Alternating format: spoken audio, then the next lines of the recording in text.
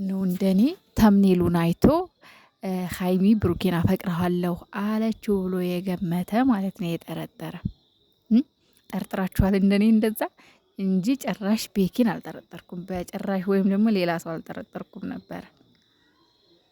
ደግሞ ዛሬ እግዚአብሔር ይመስገን በጊዜ መታችኋል። አዎ እንደዛ ነው ማድረግ ያለባችሁ። በጊዜ መምጣት አለባችሁ። በጊዜ ኑልን እንደዚህ እንዴ እኛስ ለምን በመጠበቅ ለምን እንለቅ? ለምን በጉጉት እንሙት?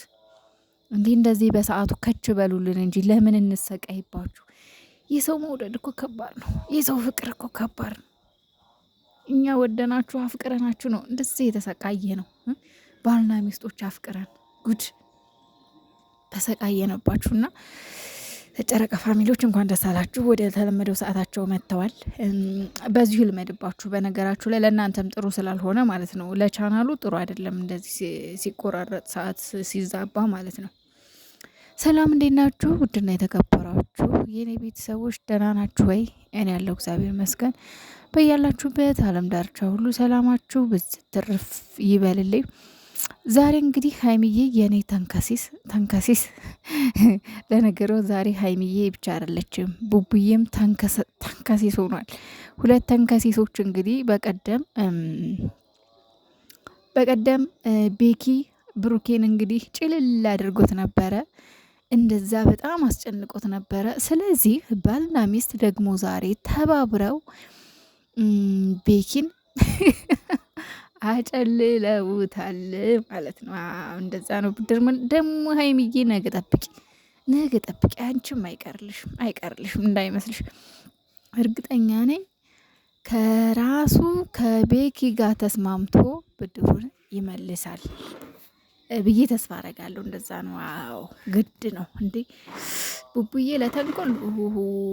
እናማ ዛሬ ጨረቃዎች የኔ ውዶች ግን ሲያምሩ እግዚአብሔር ሀይሚና ብሩኬ ይሁን በቃ ፍቅር ሲጫወቱ በጣም የሚያምሩት ሁለት አንድ አይነቶች። እንደው ማርያምን እንደው አንድ አይነት ሰው እንዴት ይመሳል? እንደው ባልና ሚስት ከአንድ ባህር ይቀዳል የሚባለው ተረት ወይም አባባል ይመስለኝ ነበር፣ ግን ትክክል ነው። አንድ አይነቶች ሶፋው ላይ ቁጭ ብለው ምናምን ሲጫወቱ ሲሳሳቁ፣ ሀይሚዬ አይኑን ስታየው እኔም ስታይ ቅበጭ ይልሻላ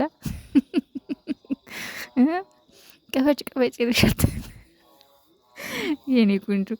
እና ሰው እኮ ትክክለኛው የፍቅር ማሳያ እኮ ምን መሰላችሁ? የምትወዱት ሰው ላይ መቅበጥ፣ የምትወዱት ሰው ላይ እንደፈለጋችሁ መሆን፣ በምትወዱት ሰው በቃ የፈለጋችሁትን ነገር ማግኘት፣ መታቀፍ፣ በቃ አለ አይደለ? እንደዚህ እውነተኛ ፍቅርነቱን ስታዩት በቃ እንደ አጠቃላይ እውነተኛ ፍቅር የሚወራ ወይም ደግሞ ዝም ብሎ ፍቅር እንደሚለው 3 ቃል አይደለም። በቃ ይሄ ህይወት ነው። በቃ የሚኖር ነገር ነው። ገባችሁ? የሚኖር ነው። ጨረቃዎች ደግሞ ፍቅርን በትክክለኛው እየኖሩት ነው። እና ፍቅር የሚኖር ህይወት ነው እንዳጠቃላይ። ጨረቃዎች ደግሞ እነሱ እየኖሩት ፍቅር ምን እንደሆነ ደግሞ ለእኛ እያሳዩን ያሉት ማለት ነው። እያየን ነው።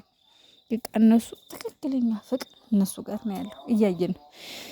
እና እመብርሃንዬ ምንም አታስነካችሁ፣ ትጠብቃችሁ፣ ከሚወራው ሁሉ ከሚባለው ሁሉ እግዚአብሔር ይጠብቃችሁ። ምክንያቱም ጠባቂ እግዚአብሔር ነው። ሌላ ሰው የፈለገ ነገር ቢያስብ፣ የፈለገ ነገር ቢያቅድ፣ የፈለገ ነገር እናንተን ለመጣል 24 ሰዓት ቢሄድ እግዚአብሔር ግን ማንም አያሸንፍም። እግዚአብሔር አለ ለእናንተ። እግዚአብሔር ይጠብቃችሁ። ነገ ቅድስት ድንግል ማርያም የዓመቷ ናት። እመብርሃንዬ እሷ ጥላ ከለላ ትሆናችሁ፣ ከክፉ ነገር ሁሉ ትጠብቃችሁ፣ እሷ ተሸፍናችሁ በለተቀኗ። አንዳንዴ ያው ዛሬ ሲዘዋወር የነበረው ነገር ደስ የሚል ነገር አይደለም እና ፈጣሪ ይጠብቃችሁ ከሁሉም ነገር። እንግዲህ ዋናው የመጡበት ጉዳይ ቤኪን ለማጨለል ነው። ቤኪ ሆዬ እንግዲህ ዛሬ ሀይሚዬ እኔ ተንኮለኛ ከባሏ ጋር ተነጋግራ ቤኪ አለችው እንግዲህ እኔ እስከ ዛሬ እንዳልነግርህ በቃ ፈርቼ ነው፣ አቅቶኝ ነው። ስለዚህ ብሩኬ የለም እዚህ ብሩኬ መጣሁ ብሎ ወጥቷል ከቤት። ይህንንም ሰዓት የመረጥኩት ብሩኬ እዚህ ስለሌለ ነው። ምክንያቱም ብሩኬ ባለበት የሚወራ ወሬ አይደለም እና እባክህን አዳምጠኝና ተረዳኝ። እስከ ዛሬም ፈርቼ ነው እና እኔ ካንተ ድብን እርር ያለ ፍቅር ይዞኛል። ቤኪ ደግሞ ምንድን ነው ያለው? ምንም አይነት እንደዚህ አይነት ስሜት ሊሰማሽ አይችልም። በተረጋጋ ስሜት አስቢበት እንጂ በጭራሽ ይሄ ነገር ብታስቢ ሊፈጠር አይችልም። በነገራችን ላይ ቤኪዬ ታማኝ ጓደኛ እንደሆንክ አይተንብሃል። ያው አንዳንድ ጊዜ በምድር ላይ ያለውን ነገር ነው በቪዲዮ ወይም በፊልም መልክ አድርገው ሰው የሚያመጣው። በነገራችን ላይ ምድር ላይ ያለውን ነገር ነው። እንዲህ ያለ ነገር የለም እንዳትሉ። የሰው ልጅ አብሮ ሲኖር ሲላመድ፣ አብሮ ሲበላ፣ ለረጅም ጊዜ አብሮ ጊዜ ሲያሳልፍ በልምምድ የሚመጣ ፍቅር አለ። እንደዚህ አይነት ነገር ያው ሀይሚና ብሩኬ እነሱም ያው ፍቅር በልምምድ ነው የመጣው። መጀመሪያ እንደሚታወቀው ለስራ ነው የተገናኙት። ግን አሁን ላይ ግን እያንዳንዱ አክታቸው የትክክለኛና የእውነተኛ ፍቅር ነው። በነገራችን ላይ መላመድ እውነተኛ ፍቅር ነው የሚመጣው። ትክክለኛ ፍቅር ነው በመላመድ የሚመጣ ፍቅር ማለት ነው።